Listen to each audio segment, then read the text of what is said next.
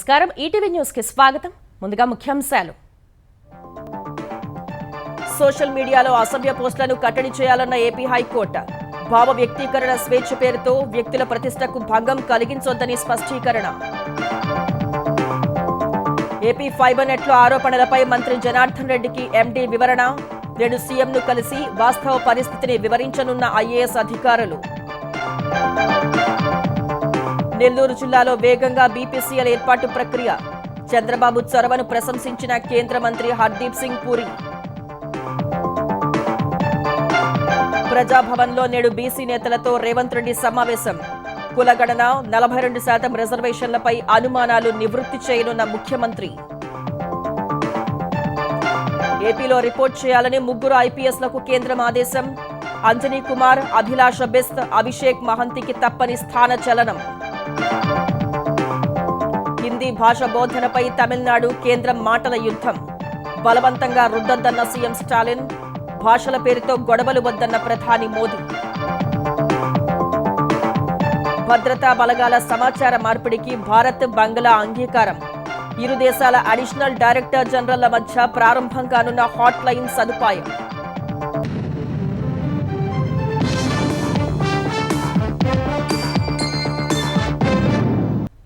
సామాజిక మాధ్యమాల్లో అసభ్య పోస్టులను కట్టడి చేయాల్సిందేనని ఏపీ హైకోర్టు తేల్చి చెప్పింది.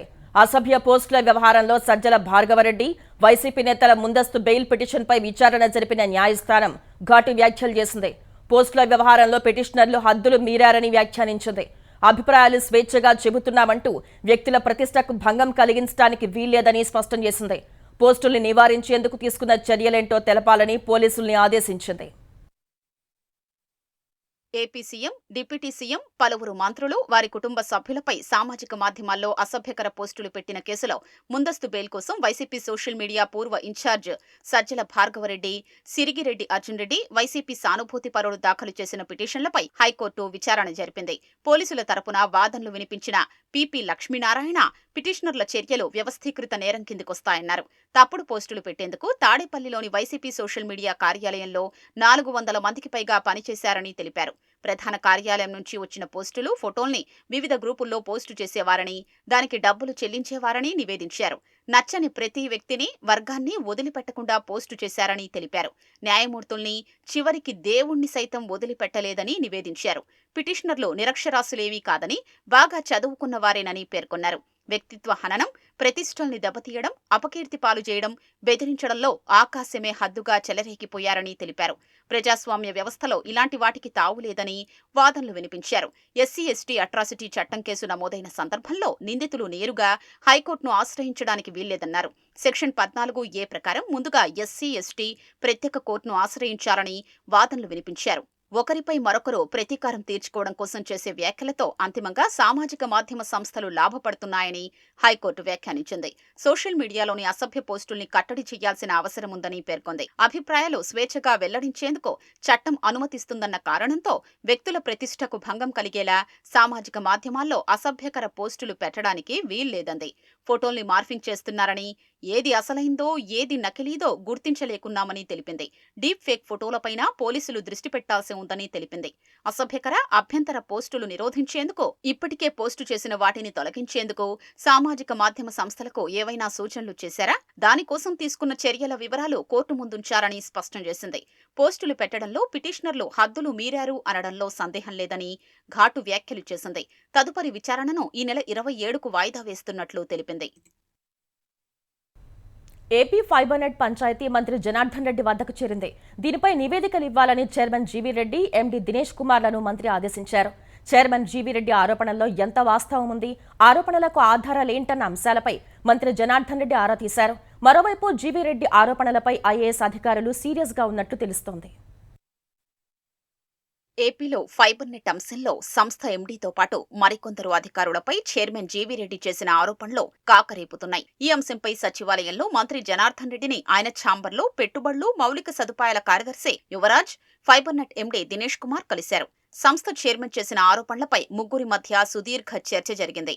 చైర్మన్ ఆరోపణలపై పూర్తి వివరాలతో 2 రోజుల్లో నివేదిక ఇస్తామని ఇద్దరూ చెప్పినట్లు సమాచారం. జీవీరెడ్డి నవంబర్లో చైర్మన్ గా బాధ్యతలు చేపట్టారని, అప్పుడే అన్నింటిపై ఆయనకు అవగాహన ఎలా వస్తుందని మంత్రికి చెప్పినట్లు సమాచారం. చైర్మన్ ఆరోపణలు వాస్తవం కాదంటూ వాటిపై గణాంకాలతో 2 రోజుల్లో నివేదిక ఇవ్వనున్నట్లు తెలిసింది. ఈ ఆరోపణలపై ప్రాథమిక సమాచారాన్ని ఇప్పటికే మంత్రితో పాటు సీఎంఓ, సీఎస్లకు పంపినట్లు సమాచారం. అదే సమయంలో మంత్రి రికార్డులు కంప్యూటరీకరించడానికి ఎందుకంత సమయం పట్టిందని అధికారుల్ని అడిగారు.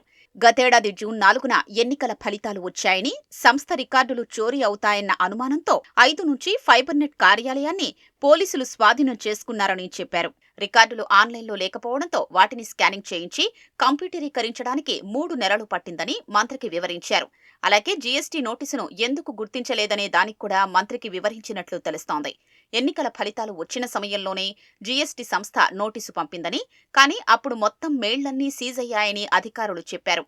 అందుకే నోటీసు వచ్చిన విషయం ఎవరికీ తెలియలేదని, ఈ విషయంలో చైర్మన్ తొందరపాటుతో వ్యవహరించారని అధికారులు వివరణ ఇచ్చినట్లు తెలిసింది.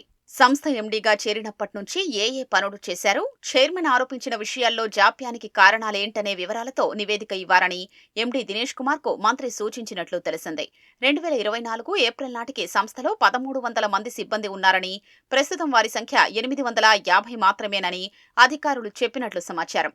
అందుకే కొత్త కనెక్షన్లు ఇవ్వలేకపోయారని అన్నారు. మీడియా సమావేశంలో చేసిన ఆరోపణలకు ఆధారాలు ఇవ్వాలని జీవీరెడ్డిని సైతం మంత్రి ఆదేశించారు.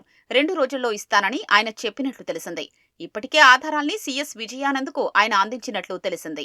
మరోవైపు ఐఏఎస్ అధికారిపై తీవ్ర ఆరోపణలు చేయడాన్ని ఆ అధికారుల సంఘం తీవ్రంగా పరిగణించింది. దీన్ని సీఎం దృష్టికి తీసుకెళ్లే ప్రయత్నం చేస్తున్నట్లు తెలిసింది. ఢిల్లీ సీఎం ప్రమాణ స్వీకారోత్సవంలో పాల్గొనేందుకు ముఖ్యమంత్రి చంద్రబాబు ఢిల్లీ వెళ్లి గురువారం రాత్రి తిరిగొచ్చారు. ఆయన్ను శనివారం ఉదయం కలిసి వాస్తవ పరిస్థితిని వివరించనున్నట్లు తెలిసింది. వివేక హత్య కేసు అప్రూవర్ దస్తగిరిని, ఆ కేసులో నిందితుడైన దేవిరెడ్డి శివశంకరెడ్డి కుమారుడు డాక్టర్ చైతన్యరెడ్డి జైల్లోకి వెళ్లి బెదిరించిన ఘటనకు సంబంధించి కడప కేంద్ర కారాగారం అప్పటి సూపరింటెండెంట్ ఐఎన్హెచ్ ప్రకాష్ పై ప్రభుత్వం అభియోగాలు నమోదు చేసింది. వైద్య శిబిరం కోసమంటూ చైతన్యరెడ్డిని జైల్లోకి అనుమతించి ప్రకాష్ నిబంధనల ఉల్లంఘన, దుష్ప్రవర్తనకు పాల్పడ్డారని పేర్కొంది. కడప రిమ్స్ జీజీహెచ్లో ప్రత్యేక నైపుణ్యం కలిగిన వైద్యులు అందుబాటులో ఉన్న ఖైదీలకు వైద్య పరీక్షల పేరిట చైతన్యరెడ్డి జైల్లోకి ప్రవేశించేందుకు దురుద్దేశపూరితంగా వీలు కల్పించి కారాగార పరిపాలనా నిబంధనలు, పద్ధతుల్ని ఉల్లంఘించారని పేర్కొంది. చైతన్యరెడ్డి శివశంకరెడ్డి కుమారుడని ప్రకాష్కు తెలుసని, అయినా దస్తగిరి అదే జైల్లో రిమాండ్లో ఉన్న సమయంలో చైతన్యరెడ్డిని లోపలికి అనుమతించారని పేర్కొంది. బ్యారక్ల సందర్శనకు వీలు కల్పించి భద్రతాపరమైన ప్రోటోకాల్ ఉల్లంఘించారని అభియోగం మోపింది. ప్రకాష్పై 3 అభియోగాలు చేసి వాటన్నింటికీ 10 రోజుల్లోగా లిఖితపూర్వకంగా లేదా నేరుగా హాజరై సమాధానాలు ఇవ్వాలని ప్రభుత్వం ఆదేశించింది. గడువులోగా సమాధానాలు రాకపోతే తదుపరి చర్యలు చేపడతామని పేర్కొంది. వైసీపీ ప్రభుత్వం అండతో భూములు కొట్టేసిన ఆ పార్టీ నేత సజ్జల రామకృష్ణారెడ్డి కుటుంబ సభ్యుల భూ భాగోతం వెలుగు చూస్తోంది. 55 ఎకరాల అటవీ భూమి సజ్జల కుటుంబ సభ్యుల ఆక్రమణలో ఉందని రెవెన్యూ అధికారులు ఇదివరకే తేల్చారు. సజ్జల ఎస్టేట్లో ఆక్రమిత భూమిపై సర్వే గురువారం ప్రారంభం కాగా మరో 4 రోజులు పట్టే అవకాశం ఉంది. వైఎస్ఆర్ జిల్లా సీకే దిన్నె మండలంలోని సజ్జల ఎస్టేట్లో ప్రభుత్వ అటవీ భూములు ఉన్నట్లు తేలింది. వీటి సరిహద్దులు గుర్తించి స్వాధీనం చేసుకునే దిశగా సమగ్ర సర్వేను రెవెన్యూ, అటవీ, సర్వే ల్యాండ్ రికార్డుల శాఖలు చేపట్టాయి. అటవీ శాఖ గతంలో నాటిన 3 సర్వే రాళ్లను గుర్తించారు. సజ్జల దివాకర్ రెడ్డి, సజ్జల జనార్దన్ రెడ్డి, సజ్జల సందీప్ రెడ్డి కుటుంబ సభ్యుల పేరిట 146 ఎకరాల భూమి రిజిస్ట్రేషన్ జరిగింది. ఈ ప్రాంతంలోనే సర్వే నంబర్ 1629లో 11,000 ఎకరాల అటవీ భూమి ఉంది. ఈ భూమిని కొంత కలిపేసుకున్నట్లు గతంలో జరిగిన సర్వేలో గుర్తించారు. సక్రమంగా లెక్క తేల్చడానికి ఇప్పుడు Kadapa RDO John Irwin, CK Dinne tahsildar Nageswara Rao, Badvel sub DFO Swami Vivekananda, FRO Prasad, land survey AD Muralikrishna తదితరుల బృందం సర్వే చేస్తోంది. అటవీ ప్రాంతం వెంట సజ్జల కుటుంబ సభ్యులు చేసిన కంచె నిర్మాణంపైన అధికారులు దృష్టి పెట్టనున్నారు. కంచె వేయటం అటవీ నిబంధనలకు విరుద్ధమని ఉన్నతాధికారుల దృష్టికి తీసుకువెళ్లారు. బీసీ కులగణనపై చేసిన అధ్యయనం, క్షేత్రస్థాయిలో నిర్వహించిన విధానం, అనర్హుల్ని తొలగించిన తీరుపై అనుమానాల నివృత్తికి తెలంగాణ ప్రభుత్వం సిద్ధమైంది. అందులో భాగంగా బీసీ నేతలతో నేడు సీఎం రేవంత్ రెడ్డి ప్రత్యేకంగా సమావేశం కానున్నారని టీపీసీసీ వర్గాలు వెల్లడించాయి. సీఎం రేవంత్ రెడ్డి అధ్యక్షతన ప్రజాభవన్లో సమావేశం జరుగుతుందని పీసీసీ అధ్యక్షుడు మహేష్ కుమార్ గౌడ్ తెలిపారు. ఆ భేటీకి బీసీ సామాజిక వర్గానికి చెందిన మంత్రులు, ఎంపీ, ఎమ్మెల్యేలు, ఎమ్మెల్సీలు, మాజీ ఎమ్మెల్యేలు సహా పలువురు ప్రజాప్రతినిధులు హాజరు కానున్నారు. దేశంలో ఎక్కడా లేని లేని విధంగా చేపట్టిన కులగణన కార్యక్రమం, ఆ సర్వేలో పాల్గొనని వారికి మరో అవకాశం కల్పించడం, ఈ నెల 28వ తేదీ వరకు కొనసాగనున్న కార్యక్రమం తీరుతెన్నులు, బీసీలకు 42% రిజర్వేషన్ల కోసం ప్రత్యేక అసెంబ్లీ సమావేశాల ఏర్పాటుపై చర్చిస్తారు. సీఎం రేవంత్ రెడ్డి 14 నెలల పాలనపై చర్చకు సిద్ధమని సీఎం చేసిన సవాల్ను స్వీకరిస్తున్నట్లు మాజీ మంత్రి బీఆర్ఎస్ ఎమ్మెల్యే హరీష్ రావు తెలిపారు. రేవంత్ రెడ్డి చెప్పిన చోటుకు చెప్పిన సమయానికి వస్తానన్న హరీష్ రావు, కొడంగల్ నియోజకవర్గం అయినా రేవంత్ రెడ్డి ఇంట్లో అయినా చర్చకు సిద్ధమని అన్నారు. 6 గ్యారంటీలు, 420 హామీలతో పాటు అన్ని అంశాలపైన చర్చ చేద్దామని తెలిపారు. అరుపులు పెడబొబ్బలతో రేవంత్ రెడ్డి తెలంగాణ సాగు, తాగునీళ్ల కష్టాలు తీర్చలేరని నిందలు వేయడం మాని నదీ జలాల్లో రాష్ట్ర ప్రయోజనాలు కాపాడాలని సూచించారు. సీఎం రేవంత్ రెడ్డి నారాయణపేట సభలో పాలమూరు ప్రగతిపై పచ్చి అబద్ధాలు మాట్లాడారని ఆక్షేపించారు. కృష్ణా జలాలను ఏపీ యథేచ్ఛగా తరలించుకుపోతుంటే ఆపడం చేతగాక తమ మీద మాట్లాడుతున్నారని మండిపడ్డారు. పాలమూరును ఎడారిగా మార్చిన టీడీపీ, కాంగ్రెస్లతో అంటకాగి తీరని ద్రోహం చేసింది అని రేవంత్ రెడ్డిని విమర్శించారు. పాలమూరు రంగారెడ్డికి అడ్డుపడుతూ కేసులు వేయించింది రేవంత్ రెడ్డి అని ఆరోపించిన హరీష్ రావు, కాంగ్రెస్ నాయకులు వేసిన కేసుల్ని ఎదుర్కొని 90% పనులు పూర్తి చేసినట్లు పేర్కొన్నారు. కేసీఆర్ కు పేరు వస్తుందని మిగిలిన 10% పనులు చేయకుండా కావాలని పండపెట్టి పాలమూరు ప్రజల ఉసురు పోసుకుంటున్నారని హరీష్ రావు మండిపడ్డారు. కాంగ్రెస్ ప్రభుత్వం రాకపోయి ఉంటే పాలమూరు ఎత్తిపోతల పూర్తి చేసి నారాయణపేట, కొడంగల్ రైతుల కాళ్లు కడిగేవాళ్లమని అన్నారు. తెలంగాణలో విధులు నిర్వహిస్తున్న 3 ఐపీఎస్ అధికారుల్ని నేడు ఆంధ్రప్రదేశ్లో రిపోర్ట్ చేయాలని కేంద్ర హోంశాఖ ఆదేశాలు జారీ చేసింది. రహదారి భద్రతా అథారిటీ చైర్మన్ గా ఉన్న Anjani Kumar, Telangana police academy director Abhilash Abisht, Karimnagar police commissioner Abhishek మహంతిని ఏపీకి వెళ్లాలని ఆదేశించింది. 2014లో రాష్ట్ర విభజన తర్వాత అఖిల భారత సర్వీస్ అధికారుల్ని 2 రాష్ట్రాలకు డీఓపీటీ కేటాయించింది. ఈ కేటాయింపులను వ్యతిరేకిస్తూ 10 మంది ఐఏఎస్లు, 3 ఐపీఎస్లు అప్పట్లో క్యాట్ను ఆశ్రయించారు. ఈ అంశంపై డీఓపీటీ తెలంగాణ హైకోర్టులో పిటిషన్ వేసింది. విభజన సమయంలో నియమించిన ప్రత్యూష్ సిన్హా కమిటీ సిఫార్సుల్ని పరిగణనలోకి తీసుకుని వీరి అభ్యర్థనలను పరిశీలించాలని గత ఏడాది జనవరిలో హైకోర్టు తీర్పు వెలువరించింది. 2024 మార్చిలో ఖండేకర్ కమిటీని నియమించారు. ఈ కమిటీ సిఫార్సుల మేరకు గత అక్టోబర్లో కొందరు ఐఏఎస్లను ఏపీకి పంపించారు. ఇప్పుడు 3 ఐపీఎస్లను ఏపీలో రిపోర్ట్ చేయాలని హోంశాఖ ఆదేశించింది. బడ్జెట్తో పాటు అదనపు నిధుల కేటాయింపుల్లోనూ ఆంధ్రప్రదేశ్కు ప్రాధాన్యం ఇస్తున్నామని కేంద్ర మంత్రి హర్దీప్ సింగ్ పురి అన్నారు. కేంద్ర బడ్జెట్పై అవగాహన కల్పించేందుకు విజయవాడలో పాత్రికేయ సమావేశం నిర్వహించిన హర్దీప్ సింగ్ పురి ఏపీలో రైల్వే మౌలిక సదుపాయాల కోసం 9,417 కోట్లను ఖర్చు చేస్తున్నామన్నారు. ఇక్కడి సాగునీటి ప్రాజెక్టులు, పోర్టులు, రాజధాని నిర్మాణాలకు నిధుల్ని అందిస్తున్నామని తెలిపారు. లక్షల కోట్ల విలువైన ప్రాజెక్టులు కేటాయించామని, చంద్రబాబు చొరవ, కేంద్ర ప్రభుత్వ సహకారంతోనే నెల్లూరు జిల్లా రామాయపట్నానికి బీపీసీఎల్ రిఫైనరీ వస్తోందని చెప్పారు. ప్రత్యక్షంగా, పరోక్షంగా వేల మందికి ఉపాధి లభించే ఈ ప్రాజెక్టును వీలైనంత త్వరగా పట్టాలెక్కించేందుకు సీఎం చంద్రబాబు తీవ్రంగా కృషి చేస్తున్నారని కేంద్ర మంత్రి కొనియాడారు. Kilometers around that area in the periphery, hinterland, economic activity goes up. And I'm very happy that in a short period of time, the Andhra government and BPCL have worked out. Land has been allocated, 6,000 crores has also been approved for doing. Again, I would say this is an excellent example of cooperation between the state government and the center, and considerable credit should be given to the Chief Minister who has pursued it from the day go. And I think from our center, the Prime Minister is equally committed to it and things will be moving very fast. YCP పాలనలో సింహాచల దేవాలయ భూముల్లో 100 కోట్ల రూపాయలను TDR పేరుతో దోచుకున్నారని జనసేన నాయకుడు పీతల మూర్తి యాదవ్ ఆరోపించారు. అక్రమంగా టీడీఆర్లు ఇవ్వటం వల్ల జీవీఎంసీ ఆదాయానికి అధికారులు గండికొడుతున్నారన్నారు. మాజీ ఎంపీ ఎంబీవీ నిర్మాణాలకు ముడుపులు తీసుకుని జీవీఎంసీ అధికారులు అనుమతులు ఇస్తున్నారని ఆరోపించారు. రాజమండ్రి, కాకినాడ మున్సిపల్ కార్పొరేషన్ చూసి విశాఖ జీవీఎంసీ బుద్ధి తెచ్చుకోవాలన్నారు. సింహాచలం దేవస్థానానికి భూమి బదలాయించినటువంటి కాగితాలు ఎందుకు జీవీఎంసీ అధికారులు దాచిపెట్టారు?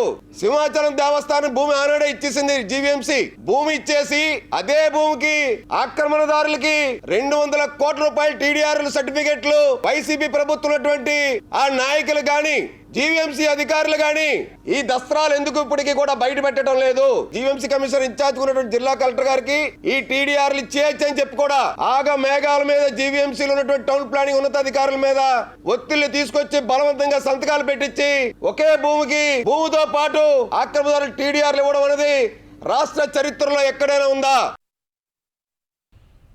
బీఆర్ఎస్ హయాంలో మంత్రులుగా పనిచేసిన వారికి కృష్ణా బేసిన్లో ప్రాజెక్టుల గురించి మాట్లాడే నైతిక అర్హత లేదని నీటిపారుదల శాఖ మంత్రి ఉత్తమ్ కుమార్ రెడ్డి ఆక్షేపించారు. కాంగ్రెస్ హయాంలో మంజూరు చేసిన ప్రాజెక్టులను 10 ఏళ్లలో బీఆర్ఎస్ నిర్లక్ష్యం చేసిన మాట వాస్తవం కాదా అంటూ నిలదీశారు. కృష్ణా బేసిన్ ప్రాజెక్టులు పూర్తి చేయకపోవడంతో ప్రతి ఏటా 100 టీఎంసీల నీటి నిల్వ సామర్థ్యాన్ని దక్షిణ తెలంగాణ ప్రాజెక్టులు కోల్పోయాయని ఉత్తమ్ ఆరోపించారు.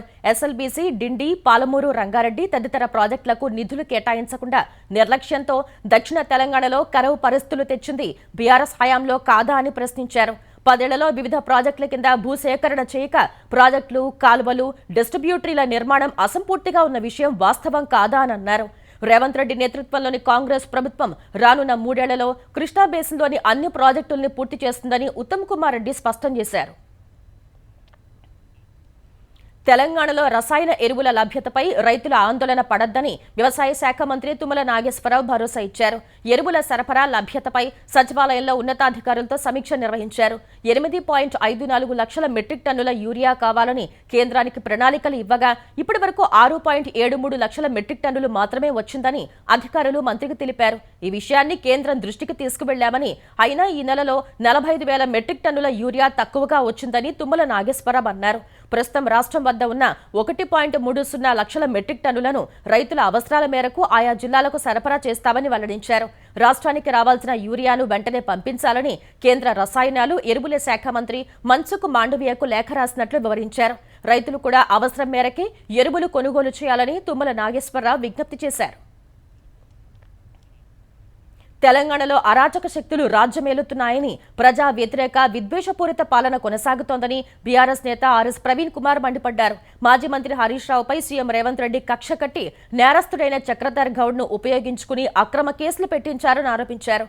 ఐఏఎస్, ఐపీఎస్ అధికారులు కొంతమంది అత్యుత్సాహం చూపుతున్నారన్న ప్రవీణ్ కుమార్ అంతా సీఎం రేవంత్ రెడ్డి డైరెక్షన్లోనే నడుస్తోందన్నారు.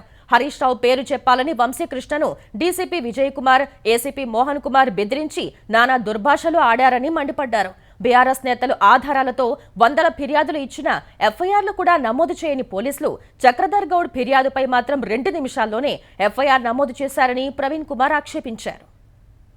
పాటు మాత్రమే హరీష్ రావు గారి ఆయన ఆరోగ్య శాఖలో ఉన్నప్పుడు హరీష్ రావు గారి ఓఎస్డి కింద ఒక ఎంప్లాయీగా పనిచేసిన వంశీకృష్ణను పంజాగుట్ట పోలీసులు చక్రధర్ పెట్టిన కేసును పరిశోధించే ప్రక్రియలో భాగంగా వంశీకృష్ణను నువ్వు హరీష్ రావు పేరు చెప్తావా చెప్పవా, నానా దుర్భాషలు ఆడుతూ నువ్వు ఆయన పేరు చెప్తే మంచిది బిడ్డ, లేకపోతే కథం అయిపోతావు, నీ ఉద్యోగం పోతుంది, అది పోతుంది, ఇది పోతుంది, తీవ్రంగా హింసించింది. మరొక ఐపీఎస్ ఆఫీసర్లు ఒక వ్యక్తి చేయని నేరాన్ని మళ్ళీ మళ్ళీ ఒప్పుకోమని 3-4 సార్లు చిత్రహింసలు పెట్టాల్సిన అవసరం ఏమున్నది? అంటే రేవంత్ రెడ్డి ఇన్ని అక్రమమైన ఆదేశాలు ఇస్తుంటే ఇది మా వల్ల కాదు అని మీ పదవులు వదిలేసి మేము వేరే పోస్టులో పోతాం, మేము ఈ అక్రమమైన పని చేయమని ఎందుకు చెప్పలేకపోతున్నారు మీరు? హైదరాబాద్ నాంపల్లిలోని అపార్ట్మెంట్ లిఫ్ట్లో చిక్కుకున్న బాలుడు ప్రాణాపాయ స్థితిలో కొట్టుమిట్టాడుతున్నాడు. బాలుడికి ప్రత్యేక వైద్య బృందం చికిత్స చేస్తోందని నీలోఫర్ ఆసుపత్రి సూపరింటెండెంట్ డాక్టర్ రవికుమార్ తెలిపారు. 2 గంటల పాటు లిఫ్ట్లో చిక్కుకుని ఉండటంతో ఆక్సిజన్ అందక రక్త ప్రసరణ పూర్తిగా ఆగిపోయి అవయవాలు దెబ్బతిన్నాయని తెలిపారు. ప్రస్తుతం వెంటిలేటర్ సహాయంతో బాబుకు చికిత్స అందిస్తున్నామని వైద్యులు వెల్లడించారు. జాతీయ విద్యా విధానం అమలుకు సంబంధించి తమిళనాడు ముఖ్యమంత్రి ఎంకే స్టాలిన్ కీలక వ్యాఖ్యలు చేశారు. డీఎంకే ఉనికిలో ఉన్నంతకాలం తమిళ భాషకు, ప్రజలకు, రాష్ట్రానికి విఘాతం కలిగించే ఎటువంటి చర్యలను అనుమతించనని స్పష్టం చేశారు. 1965లో ఎగసిన హిందీ వ్యతిరేక ఉద్యమాన్ని పరోక్షంగా ప్రస్తావిస్తూ తేనెతుట్టుపై రాళ్లు రువ్వొద్దని హెచ్చరించారు. విద్యను రాజకీయం చేయొద్దన్న కేంద్ర విద్యాశాఖ మంత్రి ధర్మేంద్ర ప్రధాన్ వ్యాఖ్యలకు కౌంటర్గా విద్యపై రాజకీయాలు ఎవరు చేస్తున్నారని ఎంకే స్టాలిన్ ప్రశ్నించారు. త్రిభాషా సూత్రాన్ని ఆమోదిస్తేనే నిధులు విడుదలవుతాయని బెదిరించడం, ఎన్ఈపీ పేరుతో హిందీని రుద్దటం రాజకీయం కాదా అని కేంద్రంపై స్టాలిన్ ఆగ్రహం వ్యక్తం చేశారు. సమగ్ర శిక్షా పథకం కింద తమ రాష్ట్రానికి రావాల్సిన 2,152 కోట్ల రూపాయలు వెంటనే మంజూరు చేయాలని పునరుద్ఘాటించారు. అటు తమిళనాడు ద్విభాషా విధానాన్ని మాత్రమే అనుసరిస్తుందని ఉప ముఖ్యమంత్రి ఉదయనిధి స్టాలిన్ తేల్చి చెప్పారు. తేనెతుట్టుపై రాళ్లు వేయవద్దన్న తమిళనాడు సీఎం ఎంకే స్టాలిన్ మాటలపై ప్రధాని మోదీ కీలక వ్యాఖ్యలు చేశారు. ఢిల్లీలో నిర్వహించిన అఖిల భారత మరాఠీ సాహిత్య సమ్మేళన కార్యక్రమంలో పాల్గొన్న ప్రధాని మోదీ భారతీయ భాషల మధ్య మంటలు రేపొద్దంటూ హితబోధ చేశారు. దేశ భాషల మధ్య ఎన్నడూ వైరం లేదని, అవన్నీ పరస్పర సహకారంతో సుసంపన్నంగా మారాయన్నారు. భాషల ప్రాతిపదికన విభేదాలు సృష్టించే యత్నాలు జరిగినప్పుడల్లా భారతీయ భాషా వారసత్వం వాటికి ధీటుగా సమాధానం ఇచ్చిందన్నారు. భాషాపరమైన దురభిమానాలకు దూరంగా ఉండటం మనందరి సామాజిక బాధ్యత అని గుర్తు చేశారు. తనను తేలిగ్గా తీసుకోవద్దని మహారాష్ట్ర ఉప ముఖ్యమంత్రి ఏక్నాథ్ సిందే శుక్రవారం హెచ్చరించారు. అధికార మహాయుతి కూటమిలో విభేదాలు తీవ్రం అయ్యాయన్న ఊహాగానాలు వినిపిస్తున్న వేళ సిందే వ్యాఖ్యలు మహారాష్ట్ర రాజకీయాల్లో దుమారం రేపుతున్నాయి. తాను ఓ సాధారణ పార్టీ కార్యకర్తనన్న సిందే బాలాసాహెబ్ అడుగుజాడల్లో నడిచిన వ్యక్తినని తెలిపారు. 2022లో అందరూ తనను తేలిగ్గా తీసుకున్నప్పుడు నాడు అధికారంలో ఉన్న ప్రభుత్వాన్ని పడగొట్టినట్లు గుర్తు చేశారు. అనంతరం దేవేంద్ర ఫడ్నవీస్ కు 200 కంటే ఎక్కువ సీట్లు సాధిస్తామని చెప్పానని, ఎన్నికల్లో 232 సీట్లు వచ్చాయన్నారు.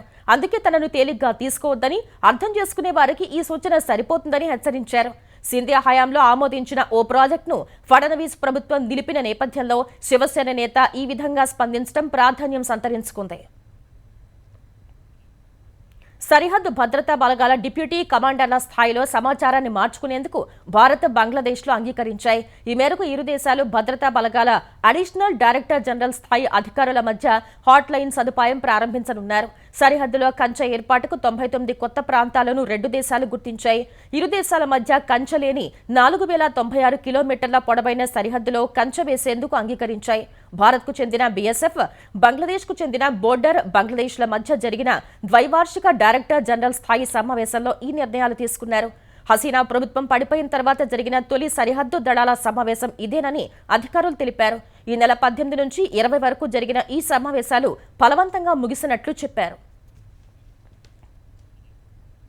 ఇక ముఖ్యాంశాలు మరోసారి.